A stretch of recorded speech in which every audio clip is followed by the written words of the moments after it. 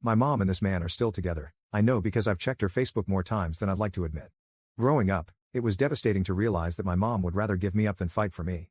She could have kept me if she'd just left him, but she didn't. This abandonment left me with deep scars and a lot of issues to deal with as I grew up. It didn't help that she cut off all contact with me almost as soon as I was placed in foster care. She wouldn't even show up for court-ordered visits. Foster care was also really rough for me. I bounced around 3 different families, and it wasn't until the last one that I got any therapy to help me make sense of what had happened.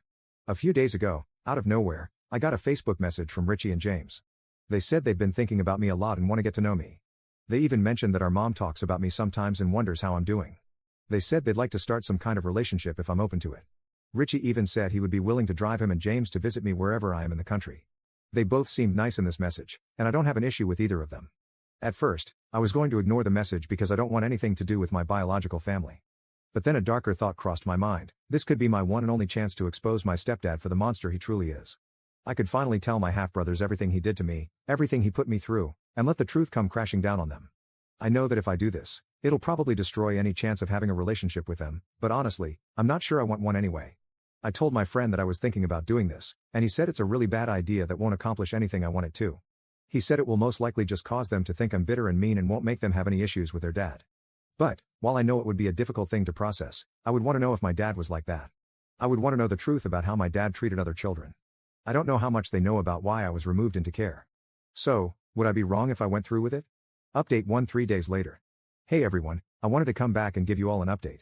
First off, thanks for all the advice and different perspectives. I really needed to hear them. After thinking a lot about what everyone said and having a session with my therapist, I realized that my initial plan to tell my brothers everything about my stepdad wasn't really about helping them. It was more about me still holding on to the anger and hurt from my past, and that's not fair to them.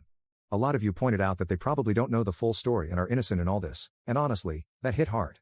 I decided to reach out to my brother Richie and told him I'd like to meet up. I didn't mention anything about our mom or the stepdad situation. I figured if we're going to start a relationship, it's better to take things slow and not dump all that heavy stuff on them right away. We ended up meeting at a cafe. I was super nervous, but when I saw them, it actually felt nice. They were both really nice, and we just talked about normal stuff, like what we've been up to, our favorite football teams, that sort of thing.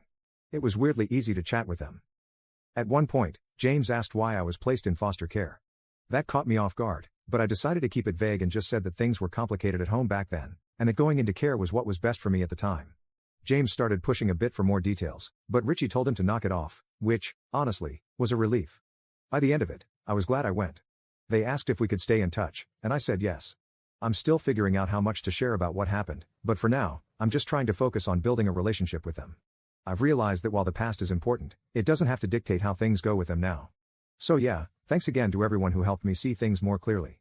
I'm feeling a lot more hopeful about this, and I'm really glad I didn't just go with my gut reaction to tell them everything right off the bat. We'll see where things go from here, but I'm cautiously optimistic. Update 2 1 week later. Before anything, I want to say that I read a lot of your comments. So many were saying I was selfish for wanting to expose my stepdad, while others were saying I was a coward for not doing so. Some people argued that I was allowing the abuser to get away with it by not telling my brothers, and I even received DMs calling me an abuse apologist. Some accused me of being a liar for not answering the question James asked when we first met. I never said I wasn't ever going to talk to them about my past. In my last post, I specifically mentioned that I'm still working on sharing my past in a healthy way, with help from my therapist. Yet, I had people acting like they knew best and that I should just tell them both right away, with so many arguing about it one way or the other.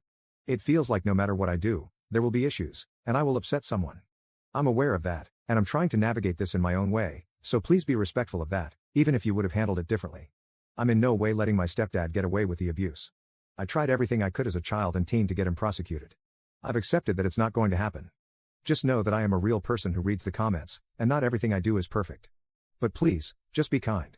I'm not saying this to stop people from giving me advice, I welcome advice. Just be positive and kind. I don't need more negativity. Anyway, in the week since my last post, I have met up with my brothers 3 more times, once with both of them, and twice just with Richie. There seems to be an instant bond between us, something I didn't even know I wanted. I'm really enjoying hanging out with them, which is amazing because I never thought I'd want to see any of my family again, let alone start developing a good relationship with some of them. When I last met up with Richie alone, we went to see a movie and then grabbed something to eat. We talked about our plans and what he's doing now, and eventually, the conversation shifted to me and foster care. I asked him what he had been told about me growing up. He said they hadn't been told much, but that our mom sometimes talks about me. I asked him what he remembered of me and why I was taken into care. He said he has some memories, fuzzy ones and some clearer ones, but he didn't know for certain what happened. He recalled a lot of fighting and arguing between me and our stepdad. He mentioned having one very clear memory of me but wasn't sure if it was appropriate to share it. When he asked me what I remembered, I told him it was difficult for me to talk about with people. He said he understood if I didn't want to get into it. I asked Richie what his clear memory was, and he recalled me being about 8 years old.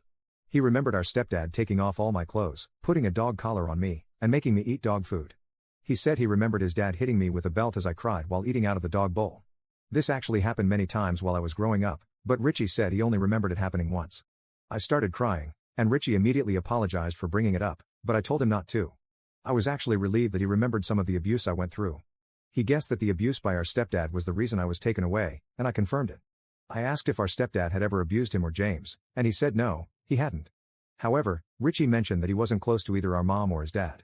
He said they were never amazingly loving people, but they never abused him or James. He apologized again.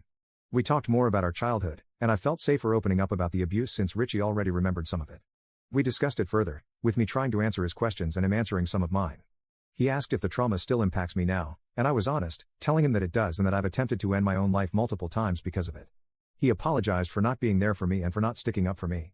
I assured him that nothing that happened was his fault or mine, and that we can't change the past. After we finished, we both went home.